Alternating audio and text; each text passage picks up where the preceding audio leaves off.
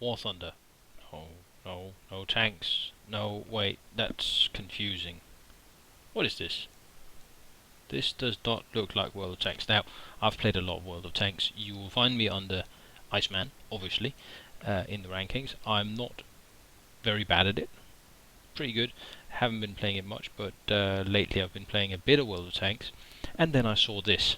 Apparently, our Warthunder folks from Gajin Entertainment have been up to something. They have actually been working on putting in tanks. That's marvellous. And tanks in the same game as planes.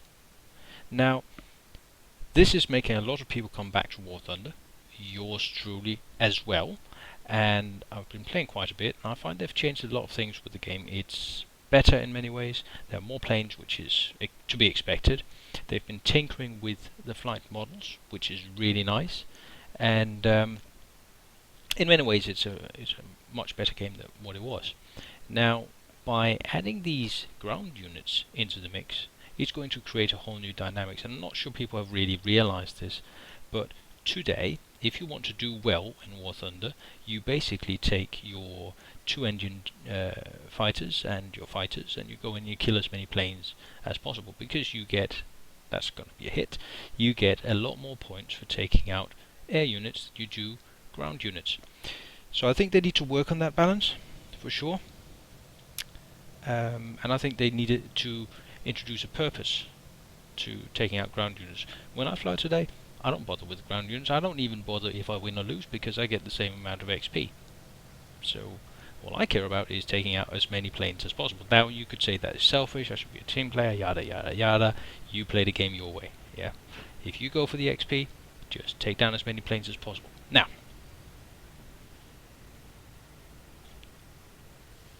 this is going to change the balance, right?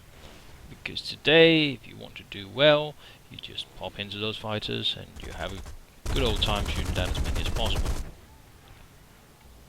Very few people actually fly the big bombers or even the Stuka types, ground attack fighters. You know, some do, but they get shot down repeatedly and don't make a lot of XP and money out of it. And I think we're going to see a resurgence in the Stuka type gameplay. I hope you, and from what I can see from the gameplay from Ikrumir, you're going to get a lot more XP out of bombing ground units now. So it might actually be a viable way to progress to do that. So enough about Ikrumir, enough about tanks, let's talk about planes. I have found that at the higher tiers everything is more or less a one-shot, because the damage output of most planes is so high that, you know, things just get vaporized as soon as you shoot them or get shot at, which, you know, I don't particularly find that a lot of fun. So I've been playing a lot of tier 1s, tier 2s, and here I'm in the tier 7 battle. Now, why tier 7? Because at tier 7 you can have the Beaufighter Mark 5C and the Beaufighter Mark 10, and in my opinion at present those are, certainly at those levels, by far the best planes in the game. They are insanely overpowered. Let me tell you why. You can outclimb and you can outrun any other plane that could potentially follow you and hurt you. You have enormous damage output. Where most planes at this point put out somewhere like 2 kilos a second, you're putting out 4, 5 or 6 kilos a second. You've got 4 20mm guns. The Mark 10 has got some 50 cals as well, which is really nice. At the same time, you're very sturdy, so no one is going to just punch a couple of holes in it and make you fall down. And one thing that people don't realize is this Beaufighter is much, much more maneuverable than you might think. At high speed in particular, you can make some incredibly sharp turns. And there you see the firepower.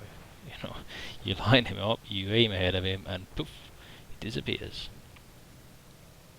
But as I mentioned, when you're at high speed, and I'll show you this in a little bit, how that actually works. When you're at high speed, if you pull back on the mouse and pull back on the keyboard at the same time and deploy your combat flaps, you can do 1 or 2 turns very, very tightly, and we are talking Spitfire level tight.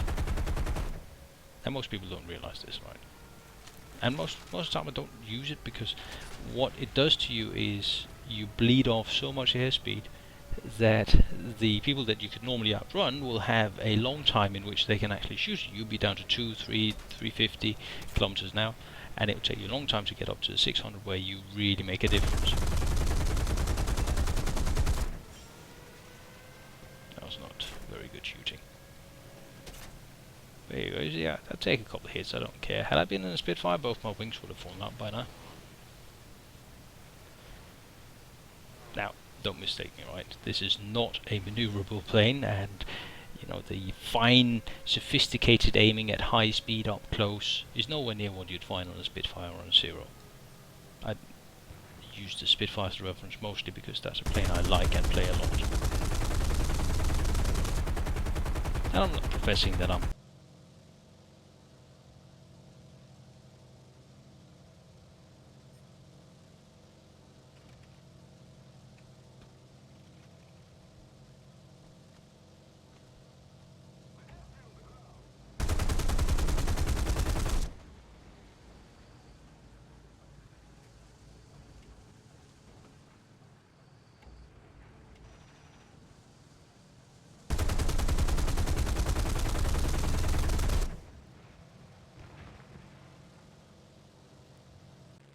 okay, so I couldn't help myself. I had to put in a single sequence of Spitfire. I'm sure you will all forgive me. I love the Spitfire. Now, the Spitfire has some very great strengths. It has one really good strength and a lot of weaknesses. It's very easy to shoot down. It doesn't have a lot of ammunition. It's undergunned, and it climbs really poorly, and it has very poor acceleration. But what it can do, and the thing it does exceptionally well, is this stuff. I mean, look at that. Look at that turning. I had one on my tail, he's now off, and I'm in behind him, lining him up.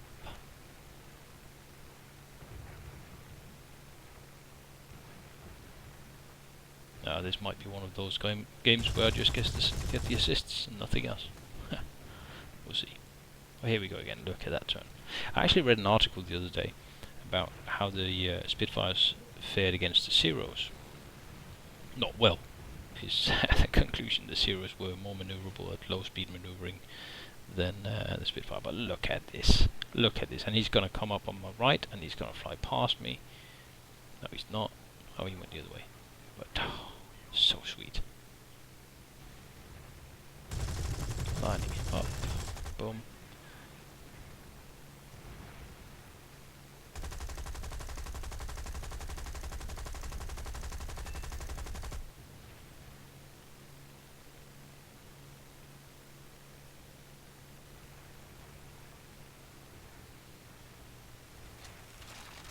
Beautiful, isn't it? It's also interesting to see how different air forces developed very differently. So the British had a lot of success with the Spitfire and the Hurricane, obviously. They were, in particular the Spitfire, a short-range interceptor fighter, and it was meant for dogfighting. Its primary purpose was taking down enemy fighters, and it did it so very well. But you look at the Hurricane, it was less maneuverable, had more firepower, and equally suited to taking down bombers as well. Then you look at where the Americans went. They went for planes that were generally less maneuverable, though the lack of maneuverability of the P-40 Kitty Hawk is typically very overstated. I've heard that it had a final kill ratio of 72-1, which is quite remarkable for a non-maneuverable fighter. So take that with a grain of salt. But generally, the American planes less maneuverable than the British planes, but longer range and better gunned, and I believe also more sturdy. And one other critical factor in particular with the Mustang is around the difficulty of producing them. You know, the Spitfires, the manpower that went into one Spitfire, you could produce 5 Mustangs, and that makes a difference, obviously. But the Spitfire did what it needed to do, and it did it very well. I mean, look at this. This guy is there's just no way he's getting me off his tail. I'm even taking slow, but there's another one. And here the Spitfire's weak. The whole climbing bit is a problem. I bleed off so much speed that he outruns me.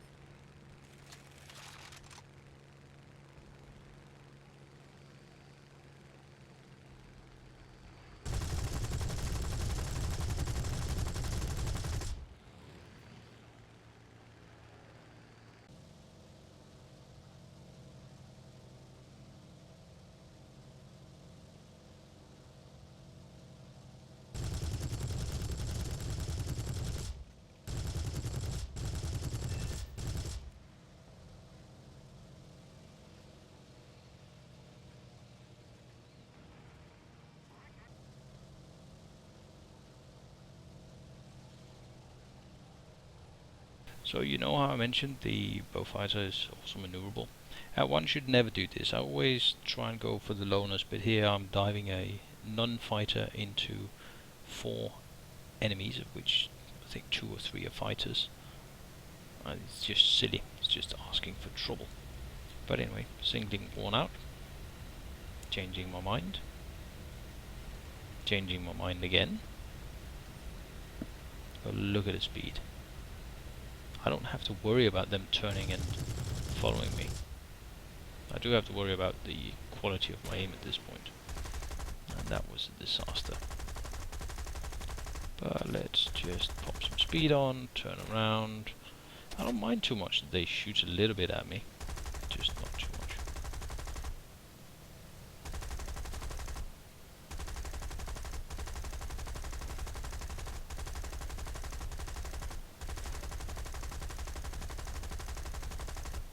Lining him up, aiming well ahead of him. Very tough plane to shoot down, that one. Doesn't save him. So that's one. Here we go. Look at how I'm just forcing that plane around. Not all the way, just enough to get on this guy. Yeah, we'll deal with you later.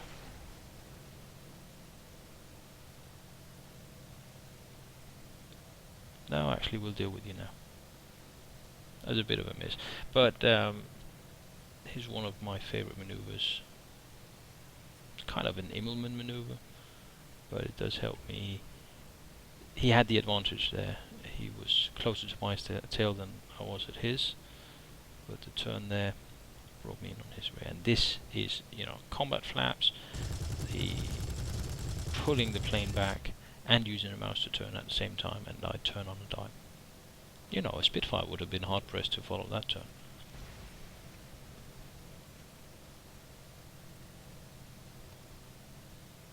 Going up a bit. I know he's going to go up.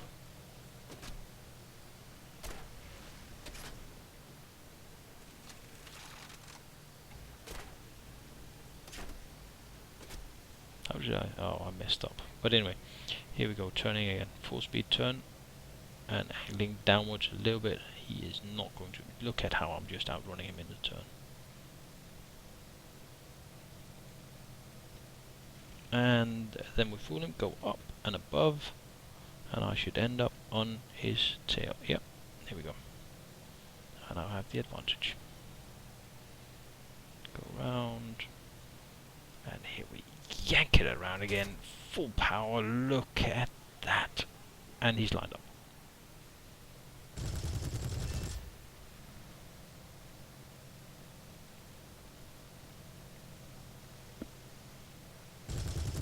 And he knows it's game over now.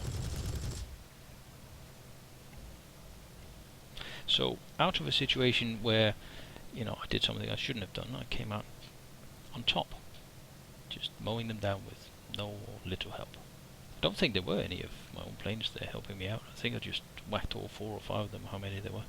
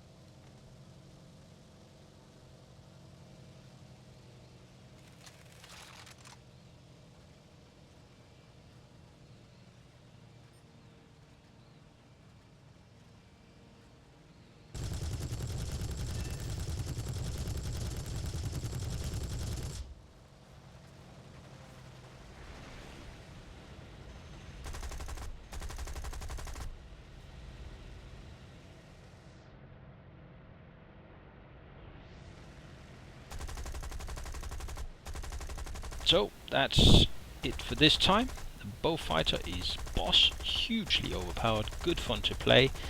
Do enjoy playing at the lower tiers. Hope you've enjoyed the show. I'm planning on doing a series, a kind of tutorial series, and I'd like your opinion on that. I'd do one for British fighters, one for British heavy fighters, one for the American fighters, and so on and so forth.